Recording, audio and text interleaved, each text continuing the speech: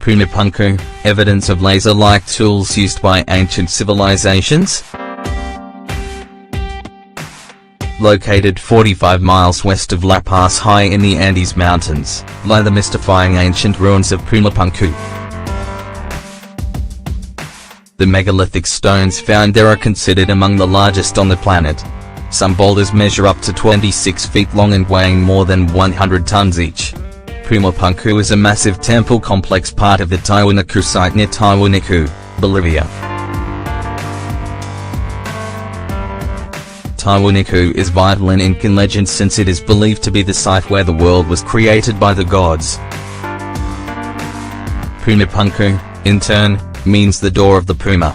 As noted by the Andean specialist, Binghamton University anthropology professor W. Isbell, a radiocarbon date was obtained from organic material from lowermost and oldest layer of landfill forming the Puma Punku. This segment was deposited during the first of three construction epochs and dates the initial construction of the Puma Punku at 1510 ± 25 BP. Puma Punku is so unusual in the way that it was constructed, shaped and positioned, that many scholars consider it as the most intriguing ancient site on the planet. Mainstream experts believe that blocks found at Puma Punku were formed by hand with primitive stone tools. However, some researchers point to the intricate stonework as evidence of the use of advanced precision technology. How could primitive people, living thousands of years ago, have produced such flawless stonework, without access to any form of technology? Did they use sticks and stones? Or, is it possible that the ancient constructors of Puma Punku manufactured the megalithic stones with advanced technology?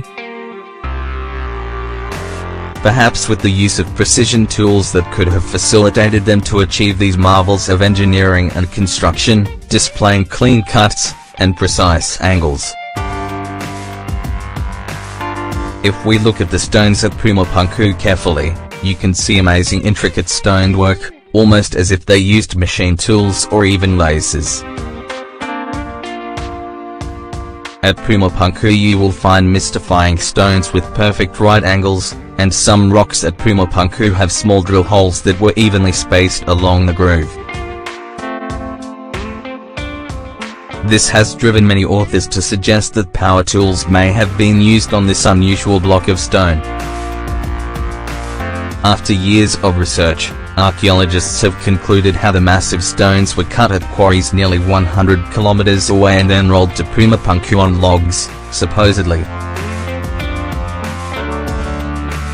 However, what scholars seem to forget and what researchers rarely talk about is that Puma Punku is positioned at an altitude of 12,800 feet.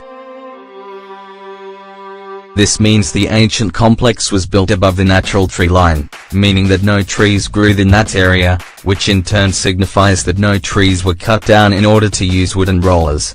This leads us to the following question: what did they use? How did ancient mankind transport these supermassive blocks of stone to their destination?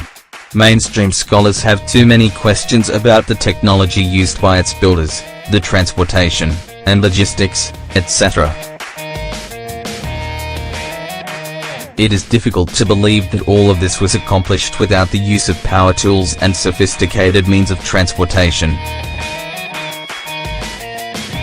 This is precisely why ancient astronaut theorists and many authors say that transporting these massive blocks of granite from their quarries and moving them to Puma Punku would have required some type of advanced technology, huge lifting vehicles. In other words, technologies and means which ancient civilizations simply did not possess at that time, or at least that is what we think. Puma Punku is without a doubt one of those places where, when you observe incredible ancient constructions, shaped with that much perfection, your imagination lights up. There are so many possibilities at one point, and conventional archaeological explanations just do not fit in one's logic at that point. In 1549, while seeking the capital of the ancient Inca Empire, Spanish conquistadors led by Pedro Kaiser de Leon crossed into Bolivia and discovered the ruins of an ancient settlement called Tiahuanaco. Located less than a quarter-mile northeast of Puma Punku, scientists believe that Tiahuanaco was once the center of a prosperous ancient civilization with more than 40,000 inhabitants. Tiahuanaco is reasonably the greatest Native American civilization that many people haven't heard of. It was one of the most important predecessors of the ancient Inca and their history. They accomplished the unimaginable in architecture, in political development, in agriculture, and in many other craft industries which were on a very high level. Most scholars agree that Tiahuanaco was mysteriously abandoned around 1100 AD, just like other ancient civilizations like the Maya. In the 1960s, the Bolivian government excavated the subterranean temple at Tiahuanaco. Inside the walls of the squared sunken courtyard are hundreds of stone heads with a diverse range of features. It's a mixture of different races. It's believed that depicted inside the walls of the squared sunken courtyard are all the races of mankind, even elongated skulls. Furthermore, we have people wearing turbans, people with broad noses, people with thin noses, we have depictions of people with thick lips, people with thin lips, and some of the statues are particularly unusual since they do not seem to represent the native population. In other words, and as put by many researchers who have visited the ancient site, they seem to symbolize every type and shape of human heads existing on the planet. Two of them, which are very intriguing, is white in color, look very much like grey alien heads. Researchers say that a large statue at the center of the sunken temple depicts the creator god, known as Viracocha. Was Viracocha an ancient alien god? However, Viracocha is depicted with extremely rare facial features. The ancient inhabitants and builders of Tiahuanaco depicted their most prominent god with features unlike their own.